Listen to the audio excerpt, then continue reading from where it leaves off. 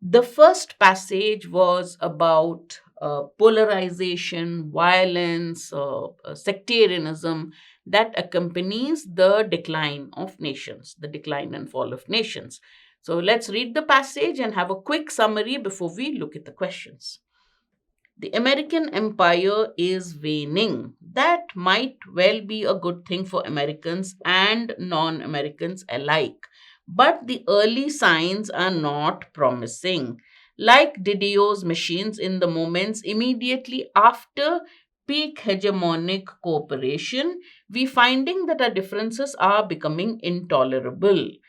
When empires that span diverse populations disintegrates, history suggests the potential for conflict is high. Let's understand what he is saying.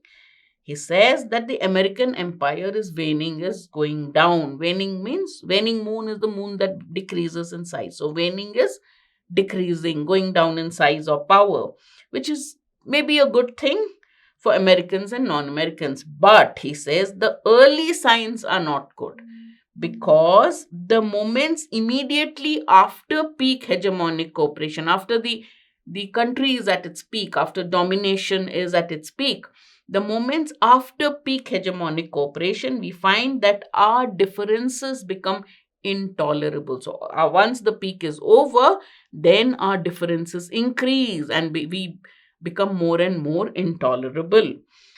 When empires that span diverse populations disintegrate, when an empire is in shambles, starts disintegrating, history suggests, this is borne out by history, the potential for conflict is high. So when an empire is in decline, when it starts disintegrating, the chances of conflict, the potential for conflict is high.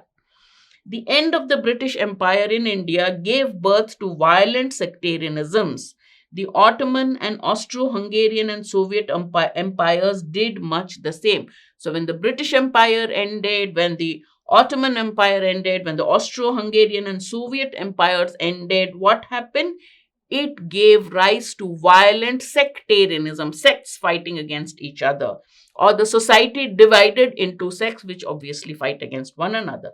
The American empire was far more powerful and wide ranging than any that came before. So, we're talking of the British Empire, the Ottoman Empire, but remember, the American empire was far more powerful than all these empires that we mentioned. That's the first paragraph.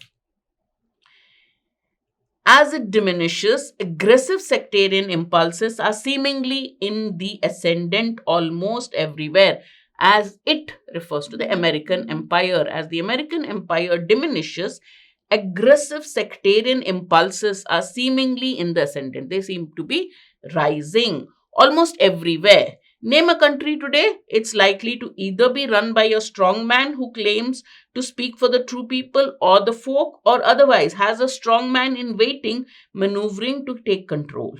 So as any empire diminishes, sectarianism rises. If you notice, he says, look at any country, it's either led by by a strong man, a powerful person, a powerful leader, all right, or one who claims the strong man claims that he represents the people, and or it has a person who's equally strong, who is in waiting ready to take over power. There are strong women too, but far fewer of them.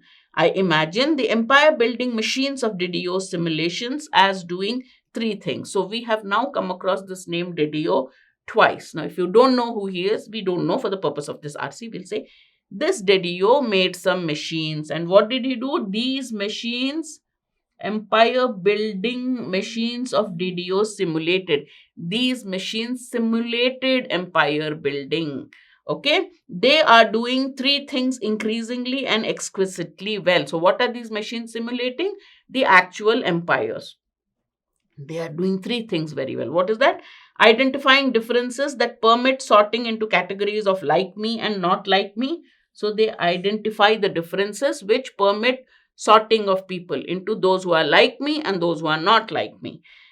Cooperating with those in the like me category. So, what do people do? First, they identify in the society who is like me and who is not like me. Then they identify with the group which is similar to me. Like me doesn't mean you have to like me, it is people who are like me, and you go and identify with the group which is similar to you, and destroying the not like me category. Now, I group with people who are like me, and I'm intolerant. There can be no, I cannot tolerate any difference. You are not like me, you're different from me, I would destroy you.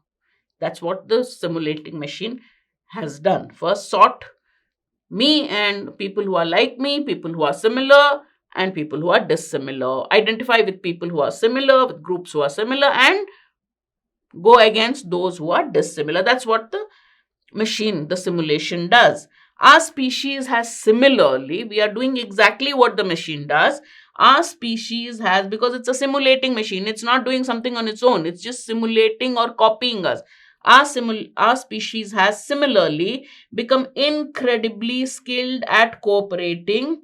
Thousands of people in dozens of different countries collectively manufactured the computer on which I am writing this. So our species has become very good at cooperating.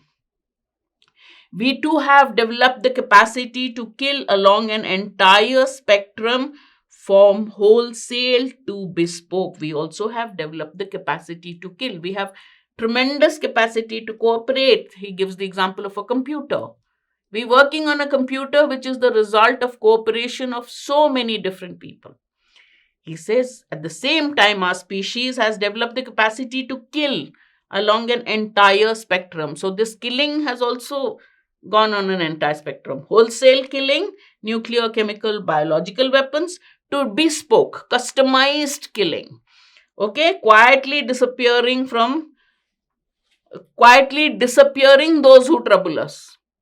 Okay, get rid of them, which is obviously a pressing, indeed existential concern. This matter of developing the capacity to kill, whole scale or customized, is a matter of concern. It's a matter of worry. Why? But our ability to kill has not changed as rapidly in recent years as our sorting mechanism appears to have. Our ability to kill has remained the same, more or less, not increased too much. But what has increased? What has changed?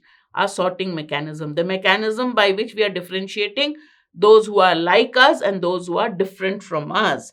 It is our impulse to sort. We have instinctively developed this impulse. You looking at somebody, you immediately sort him into the category of similar or different. It's our impulse to sort. Sort means to sift. Okay, and the importance that we place on sorting, that has gone truly haywire. So, in modern systems, what has gone haywire? What has gone out of control? The impulse to sort and the importance we place on sorting human beings instead of accepting. We are sorting human beings into groups, silos, like me, not like me. That has gone haywire, that has gone out of control. The end of the American Empire is coinciding with the age of the cyborg. A transformation worthy of science fiction did occur. So, by the end of the American Empire, we have changed. This is the age of the cyborg, and the transformation that has occurred in us is worthy of science fiction, unimaginable before. That kind of transformation, that kind of change has come in us. We become attached to our screens, merged with the machine culture behind those screens, changed far more than some child might in the process of merely becoming a Jedi. We have changed so much more than a child is getting transformed into a Jedi. We've changed a lot. That's the summing up of that paragraph. The machine world is a binary world. It strikes me that we have to learn to apply those zeros and ones to our thinking. Our thinking has become binary, sorting everything into ones and zeros to different categories. We have learned to apply those zeros and ones to our thinking, intensifying our impulse to sort one another into like me, not like me and different from me. At what might well be, historically speaking, at this point, America is on the decline. We have changed a lot. We have this impulse to sort. into what might be the worst possible moment. This is the worst possible moment in history, a moment when, as empire recedes, we are already predisposed to sort excessively. This is a moment. He is calling it the worst possible moment. Why is it the worst possible moment? Because the empire is receding and we have a tendency, we are predisposed, we have a tendency to sort excessively, do this categorization inordinately, and to fetishize tests of purity. We also have become made fetishes of tests of purity. We are obsessed with the tests of purity. The result, as we can see, is all around us. The result, as we can see all around us, is a disastrous confluence, is a disastrous merging of all the terrible isms that he has put: polarization, militarism, democratic dysfunction, and environmental disregard. Because of this, there is a disastrous merging, confluence. All four got joined together. What? None of these are something that you look forward to. Polarization, division of society into two poles, two opposite ends.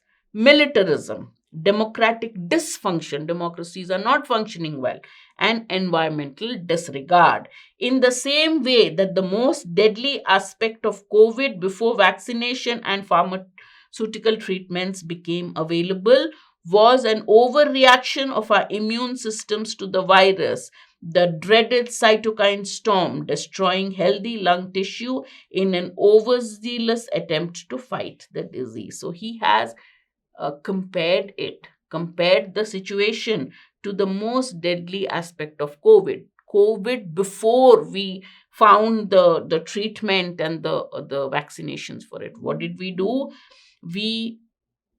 There was an overreaction of our immune system to the virus, and in treating the virus, we in our attempts to fight the disease, we destroyed perfectly healthy lung tissue, right? Because of this, what happened was that, okay? So he's compared the society and the situation in declining American empire, or the end of the American empire, with our reactions, our actions just before treatment for COVID and vaccination for COVID was discovered.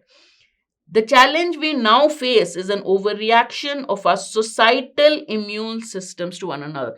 That was an overreaction of our immune system to the virus. Now, the societal overreaction is taking place. Our overreaction is to the societal immune system, not to our bodily immune system, to one another. It is ruinous for us to be once rampantly identifying as zeros those with whom we have any significant level of disagreement. So what is happening is we are doing something ruinous. We are identifying as zeros, not like me, anybody with whom we have a significant level of disagreement.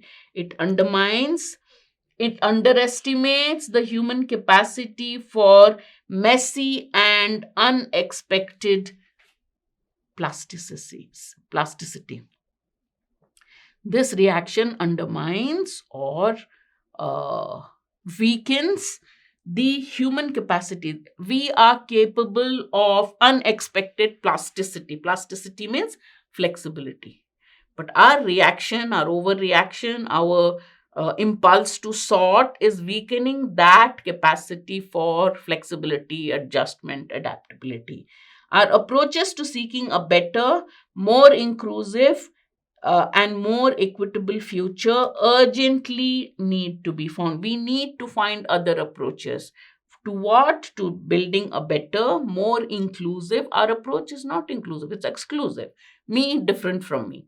So he says we have to find a better, more inclusive, more equitable future, something which is fair. And we need to find it urgently because the situation is pretty bad. According to the last paragraph, it is ruinous for us to be the ones rampantly identifying as zeros those with whom we have any significant level of disagreement. He's saying it's going to be the cause of our ruin, ruinous, disastrous for us to do this. to identify somebody as different or zero, not worth anything, on the basis of any significant disagreement. It underestimates the human capacity. This tendency to to to sort people into people who are like you, who agree with you, and people who disagree with you. This tendency underestimates the human capacity for messy and unexpected plasticity. It doesn't take into account our basic nature, which is messy and unexpected plasticity, unexpected flexibility, adaptability, adjustability.